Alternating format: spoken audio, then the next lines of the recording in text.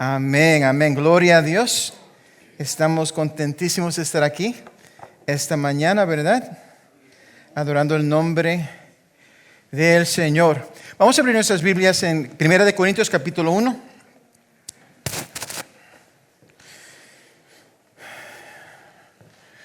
El tema de hoy es un gente ordinaria y un Dios extraordinario. Gente ordinaria, pero un Dios extraordinario. Cuando lo tengan, digan amén. Amén. Dice el apóstol Pablo a los creyentes en Corintio: hermanos, consideren su propio llamamiento. No muchos de ustedes son sabios según criterios meramente humanos. Ni son muchos los poderosos, ni muchos los de noble cuna. Pero Dios escogió lo insensato del mundo para avergonzar a los sabios. Y escogió lo débil del mundo para avergonzar a los poderosos. También escogió Dios lo más bajo y despreciado, y lo que no es nada, para anular lo que es, a fin de que en su presencia nadie pueda jactarse.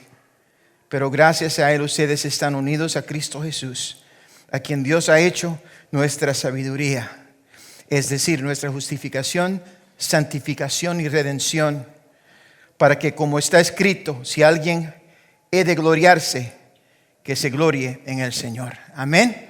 Vamos a orar. Señor, damos las gracias por este momento. Te pedimos, Padre, que te muevas en medio de nosotros. Háblanos, Jesús. Aquí estamos para oír de ti. Tú conoces todo, Señor. Empodérate de este tiempo. A ti nos rendimos, Señor, totalmente, en el nombre de Jesús. Amén, amén. Pueden sentarse. Vamos a ver si las puertas están cerradas allí por el sonido que puede entrar. Aleluya.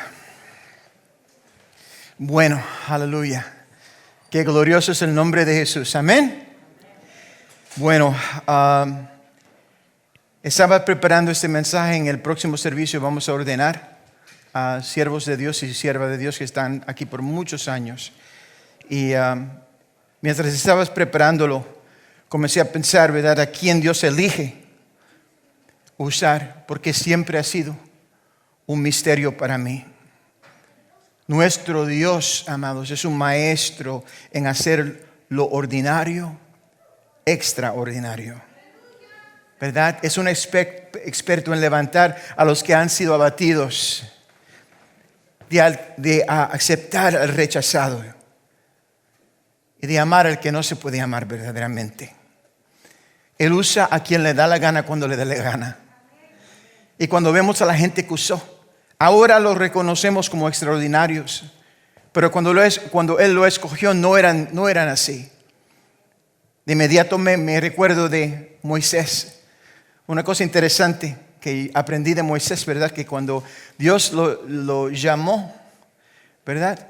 Él era tartamudo, tenía problema de hablar. Una de las cosas que le dijo a Dios: no puedo hablar. Y Dios le dijo: ¿verdad? Usted es su hermano. Pero Dios lo escogió tal como él era. Y Jacob, ¿verdad? Un ladrón y engañador. Sin embargo, Dios lo escogió. A David, contra Goliat el gigante, ¿a quién escogió? A un niño. Igual con el profeta Jeremías. Dijo: Dios, ¿cómo me puede escoger a mí si soy solamente un niño? Soy solamente un joven. ¿Verdad? Fue un niño, David, que pudo tener la victoria sobre un gigante, Goliat. A la viuda de Sarepta, ¿verdad? Viene el profeta y le dice: mira, tráeme un poco de agua. Y ella: muy bien. Entonces le dice: mira, también dame un pedazo de pan. Y ahí fue, ¿verdad? Se le cortó la cosa. Mira, ¿qué? Me está pidiendo pan, solamente tengo suficiente, ¿verdad? Ella tenía un plan de morir. Una mujer viuda, ¿verdad?, que no tenía nada. Sin embargo, cuando ella oyó a la voz del profeta y obedeció a Dios, ¿qué Dios hizo? Multiplicó todo lo que tenía. Una persona ordinaria siendo usada de una manera extraordinaria. Pienso también del niñito en el mar de Galilea, ¿verdad? ¿Qué era lo que tenía él? ¿Se destacaba de qué? Bueno, solamente tenía 5 panes y 2 pescados. en una canasta. Sabría él, ese niño, que esa canasta, que esos pedacitos de pan y esos pescados iban a darle de comer a más de 5,000 personas. Gente ordinaria, siendo usado por Dios de manera extraordinaria. Al pensar en eso, también mi mente va inmediatamente a la maravillosa historia que se encuentra en el capítulo 7 del libro de Lucas. Jesús es invitado a cenar en la casa de un líder religioso, un fariseo, dice la palabra de Dios. Y la palabra de Dios dice que Jesús se inclina en la mesa para cenar con el fariseo. Y mientras está en la casa, una mujer no nombrada, no nos dicen el nombre de ella, pero una mujer no nombrada que las escrituras describen como una mujer que tenía fama de pecadora. Fíjese usted, una mujer que tenía fama de ser pecadora. Se entera a través de rumores en la calle que Jesús está allí y decide presentarse con un frasco de alabastro lleno de perfume. Un punto importante a tener en cuenta aquí es, dice que se puede ver aquí que los fariseos no mantuvieron secreto esta cena en particular. La mujer está allá haciendo su negocio y se entera de que Jesús estaba en la casa de los fariseos. Para mí me parece muy interesante que el fariseo quería que la gente supiera que Jesús estaba cenando en su casa. Era conocido públicamente que Jesús iba a estar allí. Como nosotros hoy mismo, hay muchos, ¿verdad?, que le importa o que dan la impresión que están cerca de Jesús, que tienen una intimidad con Jesús. Sin embargo, en realidad no la tienen, como también aquí vemos que el fariseo aquí no tenía esa intimidad con el Señor. Bueno, se acerca la mujer a Jesús y podemos ver en el texto, podemos ver en las palabras que nos da las escrituras, que comienza a llorar incontrolablemente, sin darse cuenta. Comienza a mojar a los pies de Jesús con sus lágrimas. Al no tener nada con que secarle los pies, yo me imagino que ella nerviosamente comienza a limpiarle sus pies con su cabello. La palabra de Dios continúa diciéndonos que mientras ella hacía esto, ella continuaba llorando y comienza a besar sus pies y a derramar perfume en los pies de Jesús. Fuera quien fuera, sea lo que sea el pecado que le había traído su mal fama, esta mujer sí sabía algo, que tenía una necesidad de Jesús, que necesitaba un encuentro con Cristo. Un encuentro que aquí vemos traería convicción y arrepentimiento. Y últimamente, ¿verdad?, perdón. La reacción de los fariseos es clásica. Inmediatamente cuestionaron al ministerio de Jesús. Fíjate, lo invitan para poder, ¿verdad?, tomar un poquito de la fama de Jesús. Sin embargo, cuando ven a Jesús con la mujer que está ahí tocándolo, inmediatamente ¿qué hacen? Cuestionan la fama, cuestionan el poder de Jesús o la sabiduría de Jesús. Se preguntaban ellos, entre ellos mismos, si Jesús fuera realmente un profeta. Vamos a dudarlo. Si fuera realmente un profeta, él sabría la reputación que tenía esta mujer y no la habría dejado llegar a una milla de él. Él sabría que ella era una mujer baja, sin importancia. Quizás sin importancia para ellos, pero importante para Jesús, como también lo somos nosotros. Jesús desafía su manera de pensar, diciéndole a ellos: ¿Ves a esta mujer? Cuando entré a tu casa, no me diste agua para los pies. Y le puedo decir algo, eso era una costumbre de cualquier invitado que venía a la casa judía. Se le daba un poco de agua para limpiarle los pies. Así que no tenían realmente un aprecio, no apreciaban quién era Jesús. Solamente sabemos eso cuando estudiamos la cultura judía de aquel entonces. No me diste agua para los pies, pero ella me ha bañado los pies en lágrimas y me los ha secado con sus cabellos. Tú no me besaste, pero ella desde que entré no ha dejado de besarme los pies. Tú no me ungiste la cabeza con aceite, pero ella me ungió los pies con perfume.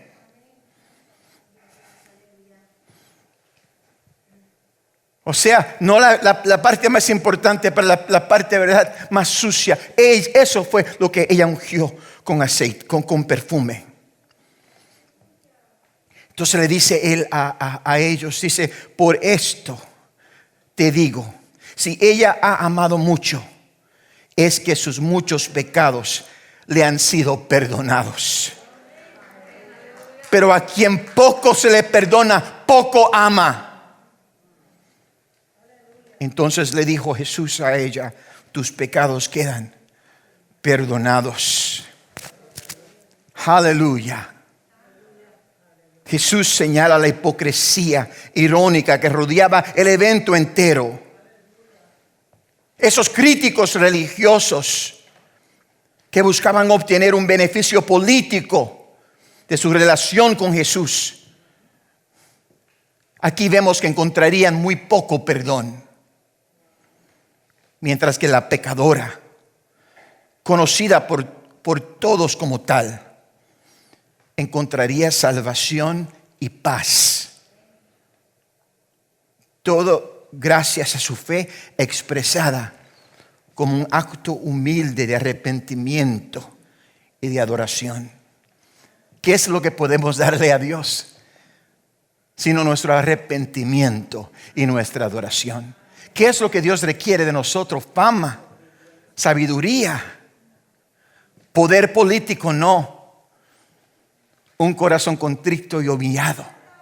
No lo rechaza el Señor. Aleluya. Como aquel fariseo también en el templo que dio sus diezmos y su ofrenda con su cabeza en alto. Y aquella que estaba atrás, ¿verdad? Dándose puños en el pecho. Ten misericordia de mí. Aleluya. Salió más perdonado que el primero. ¿Por qué? Porque tenía ese corazón, ¿verdad? Un corazón arrepentido, buscando de Dios. Qué bello, ¿verdad? Ese ejemplo.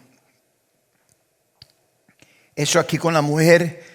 Vemos un ejemplo perfecto de lo que Pablo quiso decirle cuando les dice a los creyentes en Corintio. Dice, también escogió Dios lo más bajo y despreciado y lo que no es nada para anular lo que es, para cancelar lo que es, a fin de que en su presencia nadie pueda jactarse.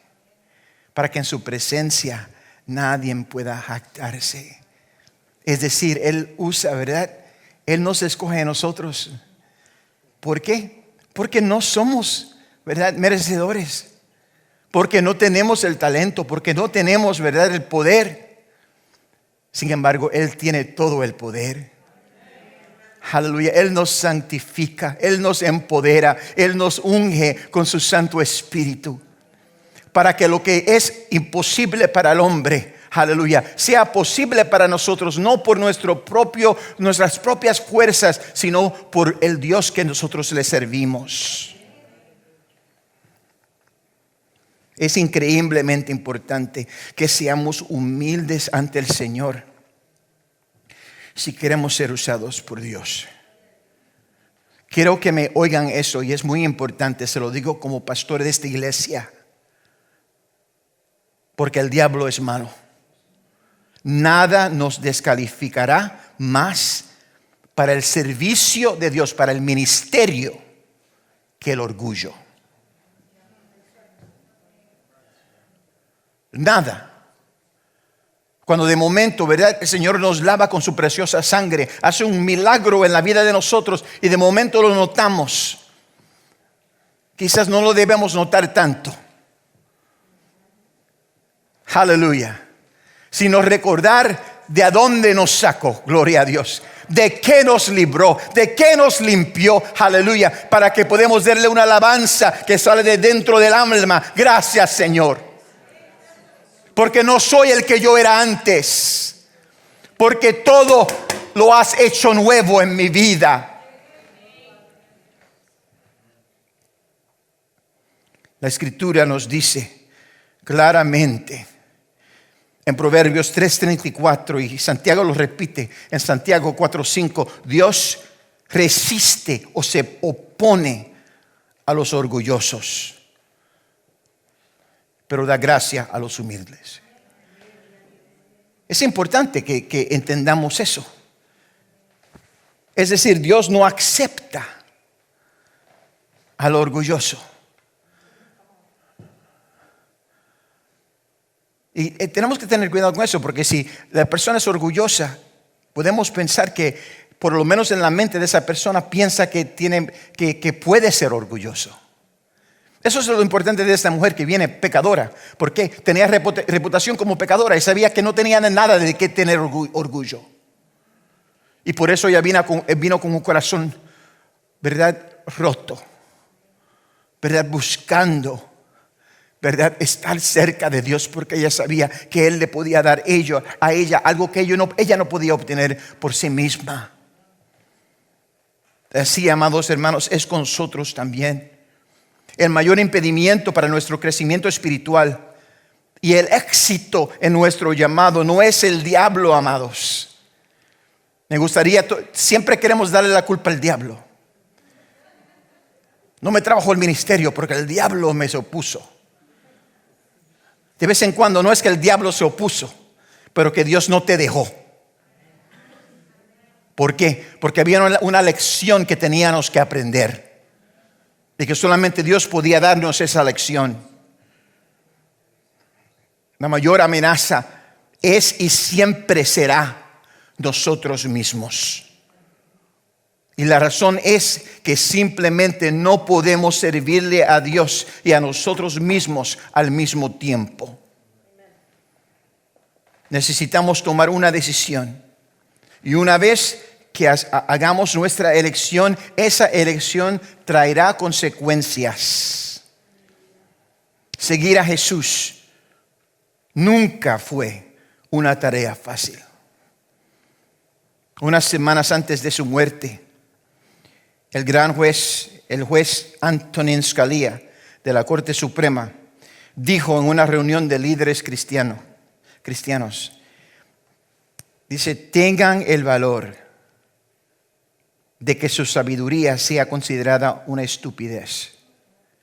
Tengan el valor de que su sabiduría sea considerada una estupidez. Sean tontos por Cristo. Es un hombre sumamente inteligente. Es para mí un héroe, Antonin Scalia. He leído muchas de sus opiniones. Brillante, una persona de un intelecto inmenso.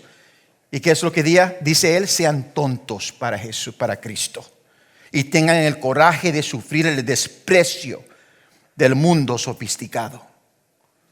Tengan el coraje de sufrir el desprecio del mundo sofisticado. Al contrario de la experiencia cristiana norteamericana, en mayor parte, la persecución y la burla son una parte normal y esperada de lo que es en realidad ser cristiano por el mundo entero. Es por eso que Jesús nos advirtió que tendríamos tribulaciones. Jesús dijo: van a tener tribulaciones en este mundo, que de hecho seríamos odiados. Jesús dice que seríamos odiados por causa de su nombre. No porque somos mala gente, ¿verdad? No por grosería de nosotros, sino meramente porque cargamos el nombre de Jesús, porque nos llamamos ser cristianos, seguidores de Jesús. Hablando sobre los aspectos más destacados de su experiencia apostólica en Jerusalén y en toda Asia Menor, Pablo les dice a los miembros de la iglesia en Corintio, en 2 de Corintios capítulo 11, dice: para vergüenza mía confieso que hemos sido demasiados débiles. Si alguien se atreve a dárselas de algo, también yo me atrevo a hacerlo. Lo digo como un insensato. ¿Son ellos hebreos? Pues yo también. ¿Son israelitas? También yo lo soy. ¿Son descendientes de Abraham? Yo también. ¿Son servidores de Cristo? ¡Qué locura! Yo lo soy más que ellos. He trabajado más arduamente. He sido encarcelado más veces. He recibido los azotes más severos. He estado en peligro de muerte repetidas veces. 5 veces recibí de los judíos los 39 azotes. 3 veces me golpearon con varas. 1 vez me apedrearon. 3 veces naufragué y pasé un día y una noche como náufrago en alta mar. Mi vida ha sido un continuo ir y venir de un sitio a otro en peligros de ríos, peligros de bandidos, peligros de parte de mis compatriotas, peligros a manos de los gentiles, peligros en la ciudad, peligros en el campo, peligros en la mar y peligros de parte de falsos hermanos. He pasado muchos trabajos y fatigas y muchas veces me he quedado sin dormir. He sufrido hambre y sed y muchas veces me he quedado en ayunas. He sufrido frío y desnudez. Y como si fuera poco, cada día pesa sobre mí la preocupación por todas las iglesias. Cuando alguien se siente débil, no comparto yo su debilidad. Y cuando a alguien se le hace tropezar, ¿no ardo yo de indignación? Versículo 30 dice: si me veo obligado a jactarme, me jactaré de mi debilidad. Si me las voy a echar, me la voy a echar de mi debilidad. Vamos a pasar por sufrimientos. A pesar de todo esto, Jesús llevó a Pablo a un lugar donde pudo entender que hay un propósito en el dolor. Hay una razón para el rechazo. Luchó durante años con lo que él llamó un aguijón en la carne. Y luego describió su lucha como un mensajero de Satanás enviado a bofetearme. Pero mientras su oración era: Dios, líbrame de esta lucha. Eso era lo que oraba Pablo. Señor, líbrame de esta lucha. La respuesta de Dios a Pablo en aquel entonces, como lo es hoy para nosotros aquí, es: bástate de mi gracia. Queremos escapar, pero Dios dice: no, ahí te quedas en el medio del fuego, pero bástate de mi gracia. Lo que me lleva a un principio espiritual muy importante. Y es, amados, que en la mayoría de las veces Dios no nos saca, sino que nos hace pasar. Voy a repetir eso. Yo he estado sirviéndole al Señor muchos años. Y cuántas veces yo le he dicho al Señor: Señor, sácame de esto. Líbrame de esto. ¿Cuántas veces se lo he dicho? Y a veces nos reta la fe, porque sabemos que la palabra de Dios nos dice esto, ¿verdad? Por sus llagas somos sanados. De vez en cuando Dios nos deja que estemos enfermos. Amén. No porque quiere que suframos, pero quiere que nosotros nos recordemos que somos dependientes de Él. Le podemos alabar cuando las cosas están bien, cuando estamos en victoria. Pero ¿qué pasa cuando no estamos en victoria? ¿Qué pasa cuando estamos en dolor, en sufrimientos? Cuando nos traicionan. ¿Qué hacemos entonces?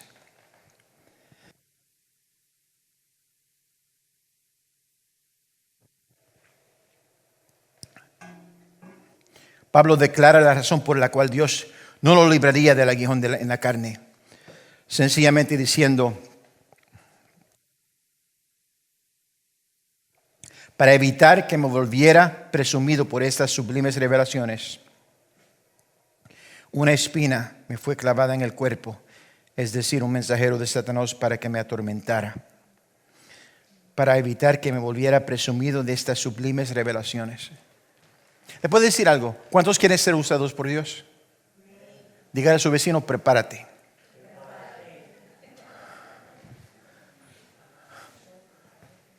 ¿Por qué? Porque mientras más Dios te va a usar, más va a ser el azote, más va a ser el ataque del enemigo contra tu vida.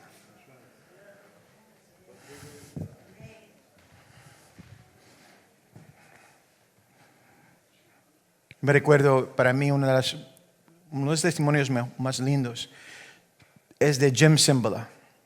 Jim Cymbala es pastor de Brooklyn Tabernacle, una iglesia inmensa. Ahí la pastora Lee aceptó a Jesús bajo la prédica del pastor Jim Cymbala. Y él y su esposa Carol tenían una hija. Llamaba Christy, ¿verdad? La hija Christy.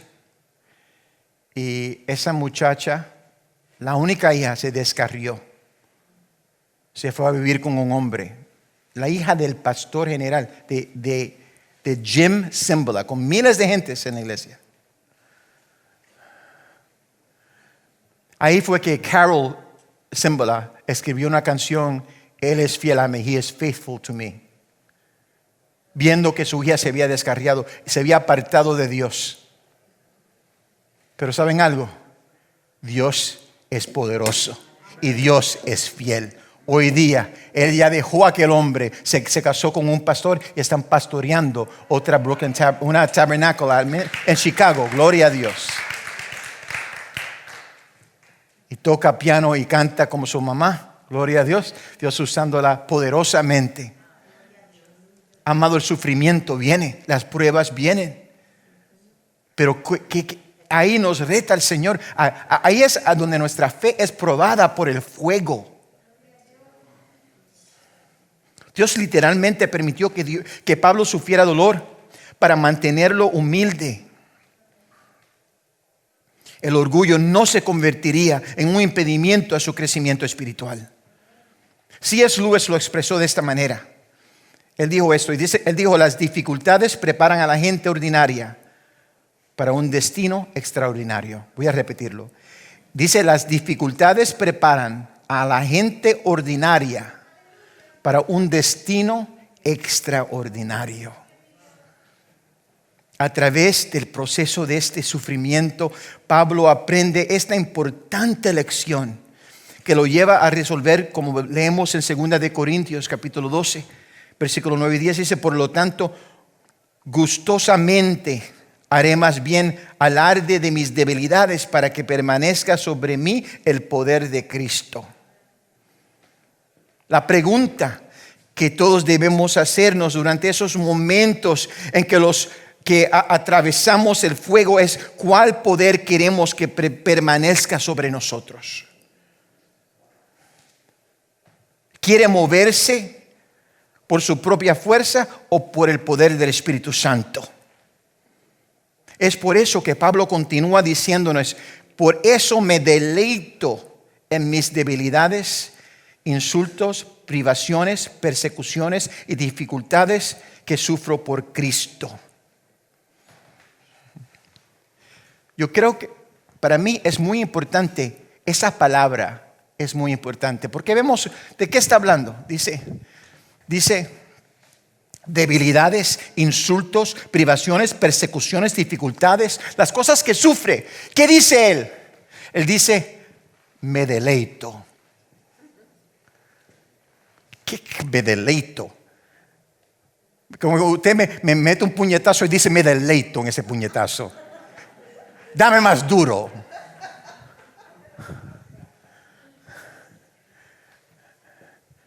Es raro, ¿no? Pero como cristianos, Dios espera que usted y yo nos deleitemos cuando viene esta persecución. O sea, cuando nos enfrentamos con una imposibilidad, es ahí a donde tenemos que comenzar a gozarnos. Wow, Dios, esto va a ser poderoso. ¿Por qué? Porque es imposible. Aquí se glorifica el Señor. Aleluya. No puedo pagar los biles. Aquí se glorifica el Señor. Se descarrió tal y tal. Bueno, aquí se glorifica el Señor. Tengo necesidad. Bueno, aquí se glorifica el Señor. Me deleito. Él añade a esta cadena de pensamientos, concluyendo, dice, porque cuando soy débil, entonces soy fuerte. Porque cuando soy débil, entonces soy fuerte. Cuando era un joven cristiano, negaba mis debilidades. Mi mantra en esos entonces, como el de tantos cristianos jóvenes y maduros de hoy día, era: yo puedo manejar esto. I got it. Yo puedo manejar esto. Una tentación, yo puedo manejar esta tentación. Rápidamente aprendí dos cosas. Número uno, no puedo manejar esto. ¿Cuántos dicen amén? No, entendí rápidamente. Número uno, no puedo. Mira a su vecino y dígale: no puedes manejar esto. Ni lo trates. Número uno. Número dos, aprendí rápidamente que mi única esperanza viene de Jesús. Aleluya. Mi única esperanza está en Cristo.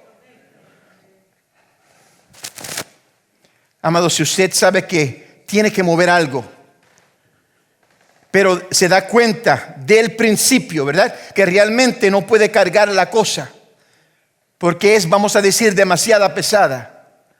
¿Qué hace? Bueno, traes una carretilla de mano, una carreta, o te buscas a otra persona que venga contigo para que te ayude para que te ayude con la carga. Para eso se necesita meramente sentido común. No lo puedes recoger, no lo puedes cargar. Trae algo o una persona que te ayude. Si intentamos levantar algo que es demasiado pesado para nosotros, ¿qué pasa? Nos herimos. Nos da una hernia. Nos herimos. Es el mismo principio espiritualmente. Por eso es que Jesús nos dice en el capítulo 11 del Evangelio de San Mateo, dice: vengan a mí todos ustedes que estén cansados y agobiados y cargados, y que yo les haré descansar. Dicen, carguen con mi yugo y aprendan de mí, pues yo soy apacible y humilde de corazón, y encontrarán descanso para su alma, porque mi yugo es suave y mi carga liviana. A veces no podemos cargar la cosa. Y a veces nos sentimos, el diablo quiere que te sientas mal. Eres un inútil. Te dice ser cristiano, pero mira qué fracaso de cristiano eres tú. Esa cruz tú no la puedes cargar. Porque Jesús nos dice: tomen su cruz. ¿Sí o no? Dice: tome su cruz y sígame. Pero de vez en cuando la cruz se pone bien pesada. Y de vez en cuando tropezamos y nos caemos.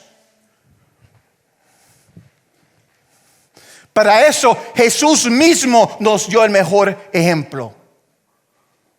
Porque ni Jesús pudo cargar su cruz hasta el Calvario.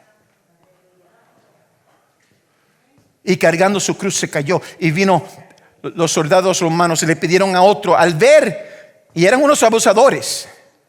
Sin embargo, ellos pudieron, porque típicamente lo vemos en la película.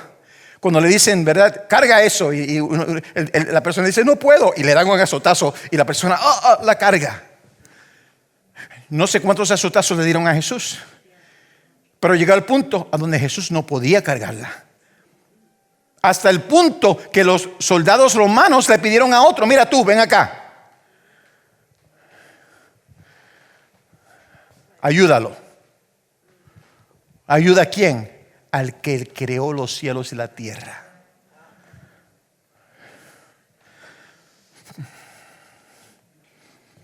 ¿Qué nos hace pensar que somos mejores o más capaces que Jesús para cargar nuestras cruces? La respuesta correcta es que no lo somos. Es por eso que Pablo les pregunta a los creyentes de Corintio, en el primer capítulo de su primera carta, versículo 26, hermanos, consideren su propio llamamiento. No muchos de ustedes son sabios según criterios meramente humanos, ni son muchos los poderosos, ni muchos los de noble cuna.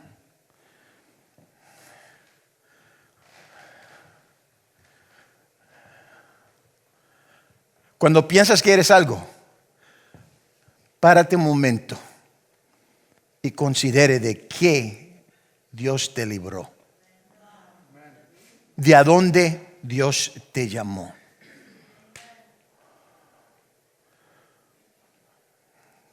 Y le voy a dar un azote a mi propio pueblo aquí, porque somos hispanos.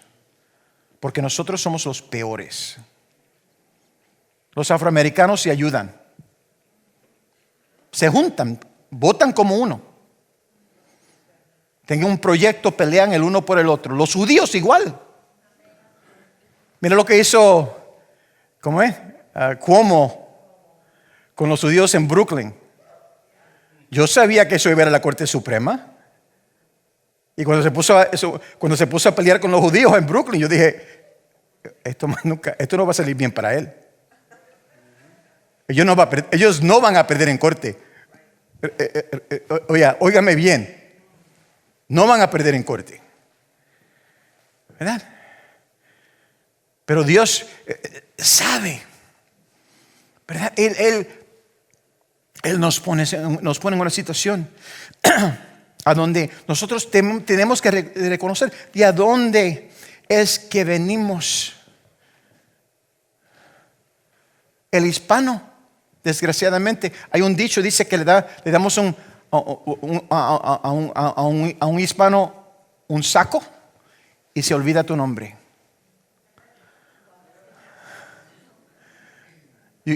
You give someone a suit and they forget your name. You give a Spanish person a suit and all of a sudden they don't remember who you are.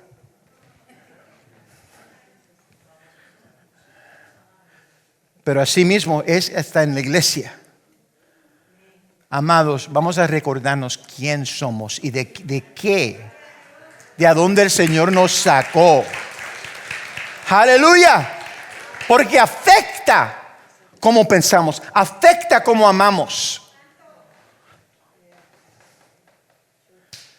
Es sorprendente la facilidad con la que olvidamos nuestras raíces cuando obtenemos incluso el más mínimo grado de éxito. Pablo continúa explicando a quién es que Dios elige y por qué lo elige. Dice en versículo 27, pero Dios escogió lo insensato del mundo. Cuando te sientas que te quieres jactar un poco, recuerda esto, que Dios dice que Él escogió lo insensato del mundo. Te escogió porque eras bruto. Porque eras feo, gloria a Dios. Te escogió, aleluya. Dice, ¿para qué? Para avergonzar a los sabios. Aleluya. Para que cuando ese bruto hable, de momento los sabios oigan y digan, ¿de dónde viene eso? Eso no puede venir de él, eso tiene que estar viniendo de Dios. Aleluya. Escogió lo débil del mundo para avergonzar a los poderosos. Esos cristianos no tienen poder. No tienen poder político. Quizás no tenemos poder político, pero le servimos a un poderoso gigante que todo lo puede, que es todopoderoso. Escogió lo más bajo y despreciado y lo que no es nada. Él escogió lo que no es nada. ¿Quiénes somos nosotros? Somos nada. Nada. Y por eso Dios nos escogió. Aleluya. Porque Él tenía un milagro que él tenía planeado hacer. Y su destino divino era responder a ese llamado. Para ser parte de ese milagro que Dios tenía en su corazón hacer. Él hace todo eso con un propósito singular. Dice, versículo 29 al 31, a fin de que en su presencia nadie pueda jactarse. Pero gracias a Él ustedes están unidos a Cristo Jesús, a quien Dios ha hecho nuestra sabiduría, es decir, nuestra justificación, santificación y redención, todo en Cristo. Para que como está escrito, si alguien ha de gloriarse,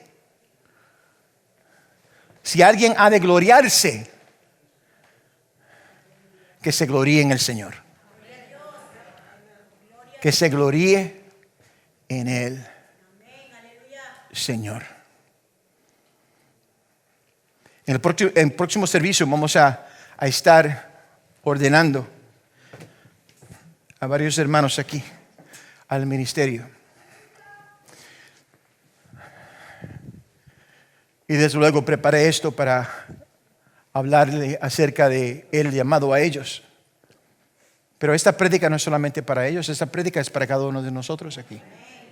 ¿Por qué? Porque cada uno de nosotros somos llamados de Dios. ¿De dónde vienen los pastores, los evangelistas, los profetas, los apóstoles? ¿De dónde? Del cuerpo de Jesús.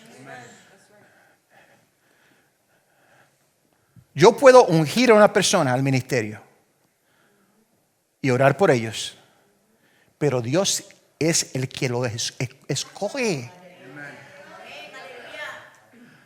Antes de que nacieron, antes de que estén en la vientre de su madre, Dios ya los llamó. Dios te llamó a ti antes de nacer. Dios sabía que usted iba a estar aquí hoy, oyendo esta palabra, y que será su respuesta al llamado de Dios en su vida. Amado, que sea sí, Señor. Reconozco que no soy nada, que soy inútil, que soy tonto, que soy el peor, el más bajo de los apóstoles. Dice Pablo de sí mismo, el peor cristiano. Por eso es que Dios nos escoge. Para que cuando Dios te use a ti, el resto te mire y diga, aquí está Dios. Dios se está moviendo. Esto proviene del cielo. Dios te quiere usar. Te dejará ser usado hoy. Inclinemos nuestros rostros, por favor. Todo rostro